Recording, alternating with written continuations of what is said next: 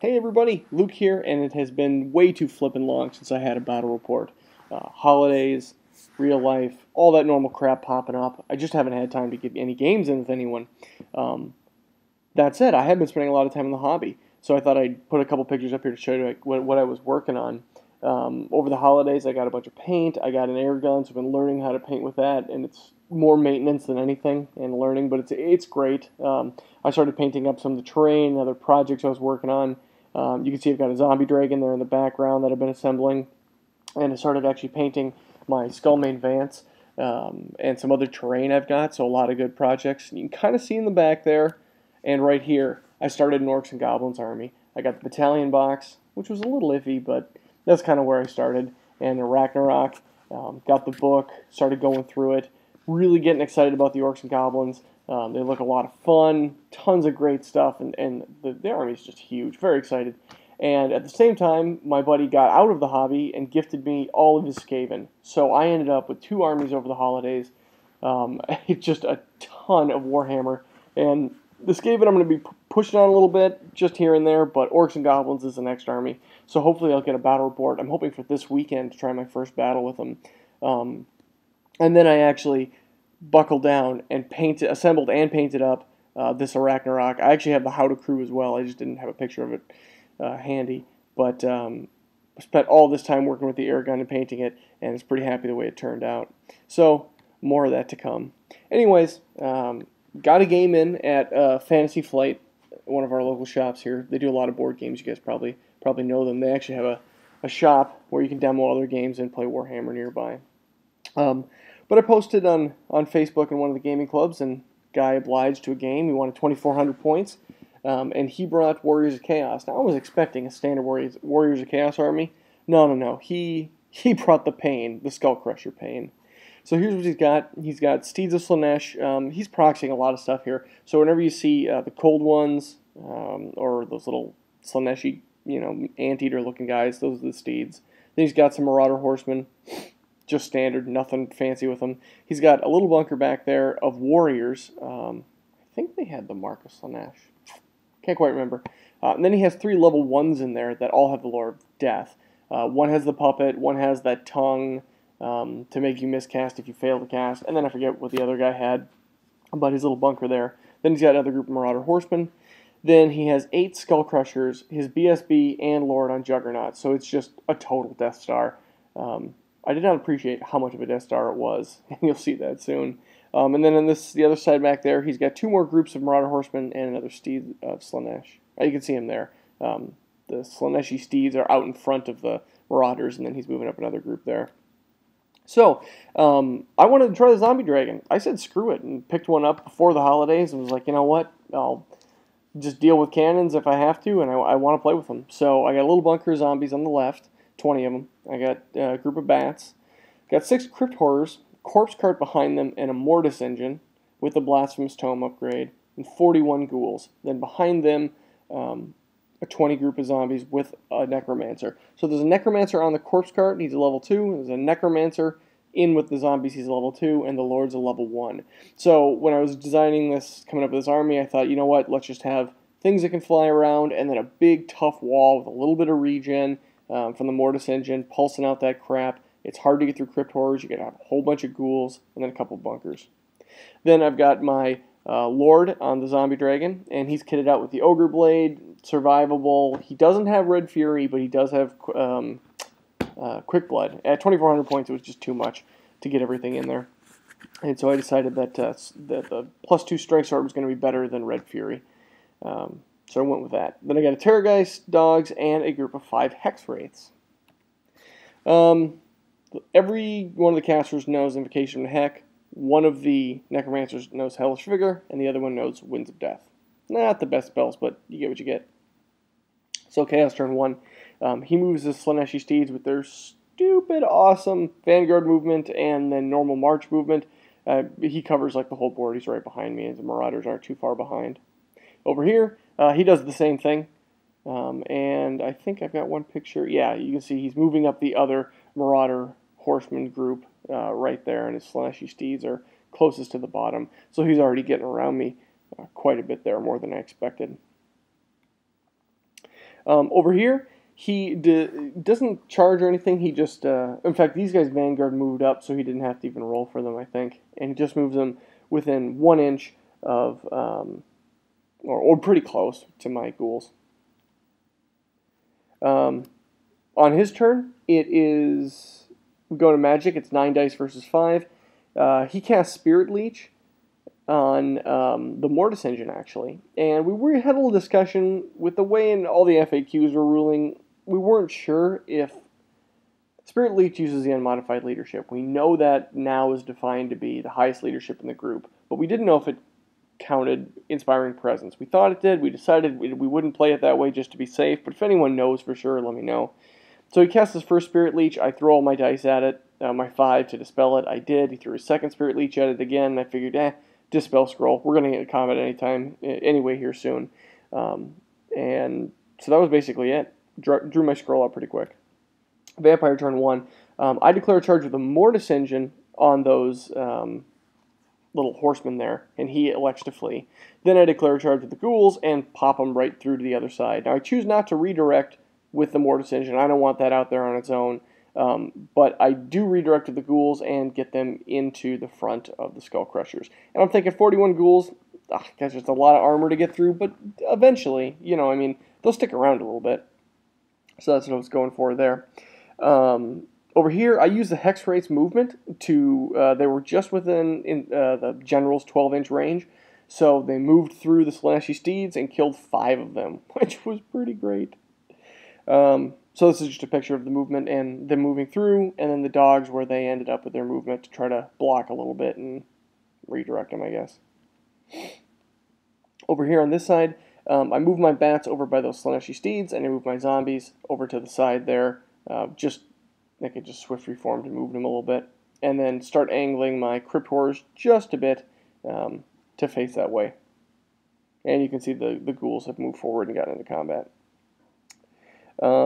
Up here, I flew my Terrorgeist to kind of get some protection from the building and still scream into that combat, so I figure I can soften them up a little bit, and then I fly my Zombie Dragon right behind so we can kind of close right in on them depending on how that combat goes, and the Zombie Dragon can be in the back. Still, they got really high armor, I'm a little worried about it, but, that's what we got to do. This is the tools we have. So during Magic, it's 6 dice to 3. I use the Cursed Book, and it ends up putting Curse in the Midnight Wind on the Skullcrushers, taking 1 die from me. That's one that makes him reroll their 6s. And he throws the Dispel Scroll at it. I guess he wasn't confident that with his 3 dice he could dispel it. So he threw the Dispel Scroll. So that's kind of fun. When you take a Dispel Scroll with 1 die, I was pretty happy about that. Even though I would have probably rather just had it land on those guys. Other than that, I get healed off from the Necro in the backer, on the left, the one on the corpse card, and he gets 10 zombies up, which triggers always strike first to that entire group down there. Then I get Hellish Vigor off on the ghouls with the last die I have. So, it's obviously better if they're rerolling their misses, but rerolling wounds, I'll take it. During shooting, the Terrorgeist screams and melts 2 Skullcrushers, which was pretty awesome. Close combat. Good flippin' lord. I got the charge off, and I still got punked. He killed, I don't remember how many, but I think I lost combat by 18. I don't think I landed any wounds on him. It certainly doesn't look like it in the picture, and I think he rolled out of his ass. I got a lot of poisons, and then I got a decent amount of wounds because I was re-rolling them, and he had, 1-up armor save, so he just had to roll 1s. I don't think he rolled a single damn one. So whereas I thought that block was going to hold a little bit, he had a standard BSB, he did 1,000 wounds, they just crumbled them all, and now it's like, holy crap, they turned and just combat reformed to face my Terrorgeist. I did not expect that, especially when I got the charge off, but yeah, it's a Death Star, so this is what it looks like. So it's Chaos turn 2. Well, it was nice to have that Terrorgeist. He charges in. You can see he's shorter than he was a minute ago. I let him, when he charged in, we realized he was going to hit the zombies first, and he wasn't going to be able to hit the Terrorgeist, and it's a friendly game, so I'm like, you know what, let's just say you reform to 4, and then you can make it. I shouldn't have done that. I'm thinking now, But that's what I did. So yeah, he's into the Terrorgeist. The Terrorgeist is totally dead, 100%. The Steeds go into the Bats over here. The Marauders go into the Zombies over here. And on this side, the right flank, the Marauders go into the Dogs. And I think he forgot to move those other Marauders, the ones in the back. During Magic, it's 9 dice to 6. He puts Doom and Darkness on the Terrorgeist. Fine, I let it through. He's already dead. Nothing I can do can save him now. Then he casts Spirit Leech off up on the top of the picture where you can't see it from his bunker on the Vampire. And I failed to dispel it, but he rolls poorly and doesn't do anything. You know, my Vampire's leadership is pretty high. And then he casts Spirit Leech again, but I was able to dispel that. So it's kind of getting barrage shot at there. In close combat, yeah, the Terrorgeist dies immediately, and he overruns. So that's what it looks like after the overrun. Over here, the Steeds kill the Bats and end up getting Devastating Charge, because now these guys are like the anti-chaff guys. Whenever they kill stuff, they get like an extra permanent gift. So the first one is Devastating Charge, which is pretty cool. Here a few zombies die, but you know, we're fine. Holding them up. Over on this side, the Marauders punk the Dogs and just overrun. So Vampire turn 2, I charge the Hex Race into the last remaining Slaaneshi Steed guy.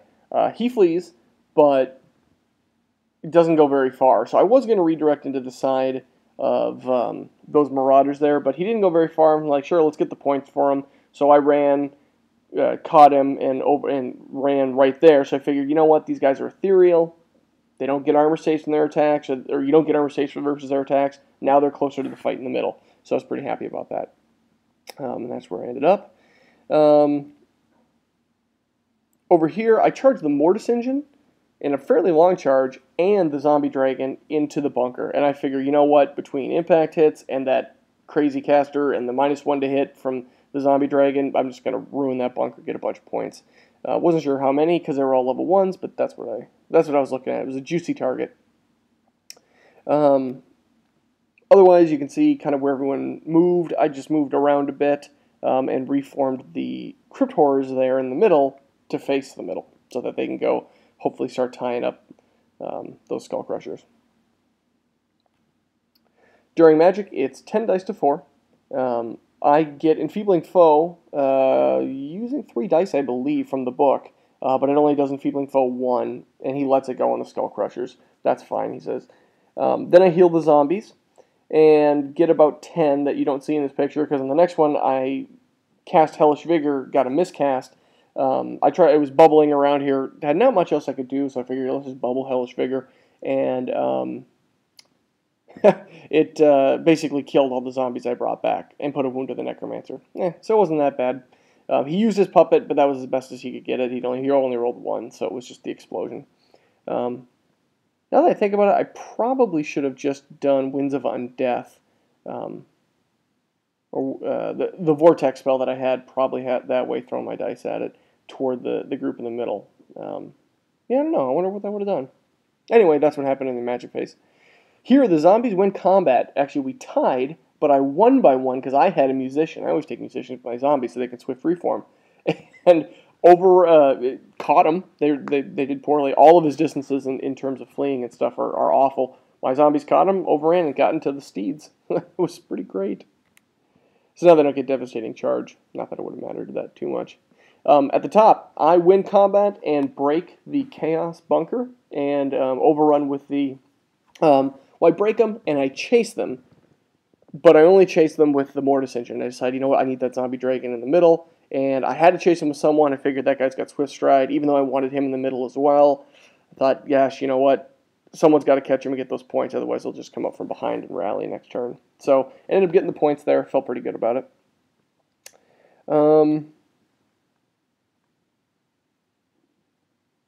I guess I should picture the board. Chaos turn 3. So, it's a pretty quick turn. The Skullcrushers just reform, and they turn around and they reform to 3 wide. And that's basically it. There's no magic because they've killed all of the stuff. And during the close combat, slick it out a little bit with the zombies, and I mean, it's just everyone's sticking. In fact, I don't think they're doing anything. I don't think I'm doing anything. And at one point, I think we forgot to, maybe this next coming turn, we even forgot to do the combat. So this is it for Chaos turn 3. Vampire turn 3. It's all or nothing, baby. Let's do it. So I charge everyone who can charge into that front combat. So that means the Zombie Dragon and the Lord get in. And they're just kind of in about half of it. They're making room so that the Crypt Horrors can get in as well. And then I'm thinking, look at me, I'm cock of the walk. I'm going to charge my Hex Wraiths right into the rear. They don't get armor saves. Oh, wait. As soon as I declare it and go in, I remember, damn it, they have ensorcelled weapons. These bastards have magic weapons. They're going to chop through those guys. I just gave them 5 points of combat res. It was just too juicy. I forgot. And I just have to claim stupidity. So, otherwise, the Mortis engine at the top turns around and starts coming back toward the middle. The corpse cart gets close so that it can give Always Strike first if I can get a spell off on it. Zombie Dragon, or the Lord already has Always Strike first. He can't reach him, but he could get the Crypt Horrors. My Necromancer leaps out of the bunker of zombies to hide next to the corpse cart, and those zombies move up to try to slow down those marauders. And that's it. This is it. We're going for it. This just looks to be another view of the ensuing bloodbath. And go to the magic phase. It's only 5 dice to 3, which kind of sucks. I could have used a nice phase. Although I didn't have a lot of spells. There wasn't a lot I could do. But I used the book first, like you have to do, and I get Doom and Darkness off, which is not really what I wanted. And it ate 3 dice to do it. And, I mean, they're -3 leadership, but it's not going to matter. I needed some sort of a hex on them. And then so he just lets it go. He doesn't really care about it. And then I try to get just a heal off of that Necromancer by the corpse cart to trigger Always Strike first, and he throws all of his dice at it, dispels it easily. No problem there. And this is a picture of the end of combat. No, actually, this is right before combat. There it is. I knew I had one more. So this is combat. This is actually the end of the game as well. He declares a challenge with, gosh, I think it was his unit. It was his Lord, and I accepted with the champion of my Crypt Horrors. He gets pasted pretty quick, but that's 3 wounds, and I think he had 1 overkill maybe. Then everyone else is kind of slow. We're all kind of slow except for my Lord. My Lord chops up. I think he kills 1. I think he only does 1 or 2 wounds himself, because they do have a ward save, which is helping them. And they've got that really high armor. But all is said and done, his guys in the back shimmy up and just lay into the Hex Race, kill all 5, no problem. I got no save. I'm relying on my etherealness there, and that just goes away. 2 of the Crypt Horrors die completely. I end up killing, I think, 2 of the Skullcrushers, and get a wound on the Zombie Dragon. So when it's all said and done, he's got a BSB and a banner in there. His guys had magic attacks. He actually has an extra rank as well, which I did not, it couldn't clip away. And I no longer have a rear charge. So he ends up winning combat by, I want to say 9, perhaps 10. But it was enough that it was like, holy crap, I only have a few, after crumbles, I only have a few Crypt Horrors left, and that just obliterates my, both my Lord and the Zombie Dragon together. I think that's how that works. It might be distributed as per shooting, but, I mean, it was just so many that I thought, God, you know what, this is it. I didn't do what I thought I could do. I thought I could chop through them, but they were just too damn strong. Even getting charged, they were too damn strong. Being all frenzied up, having the characters in there with all the insane attacks. We found out, I looked at later, I think he was doing this wrong. He got too many attacks because he was saying that the recent FAQ said that you do get supporting attacks with the monstrous cavalry, but I think he was taking them with the mounts as well from the 2nd rank, which added up to a decent amount more attacks. And then I think we had some accidental more attacks than it should have been because he shimmied guys to the side. But I don't think I would have won that anyway. I just didn't have the tools to deal with the armor. And I had those Hex Wraiths. I should have just run them through as much as I could and just tied them up, maybe only with the Crypt Horrors, and just danced around eating up the rest of the points. But such is the way with the Death Star. I went for it at the end and couldn't make it happen, couldn't crack that egg, but it was a fun game. I really felt that I was playing well during the game. I was taking out the right units. I had fun little tools. It was a good game. It was fun to play someone else. So that's it. Thanks a lot, guys, for watching.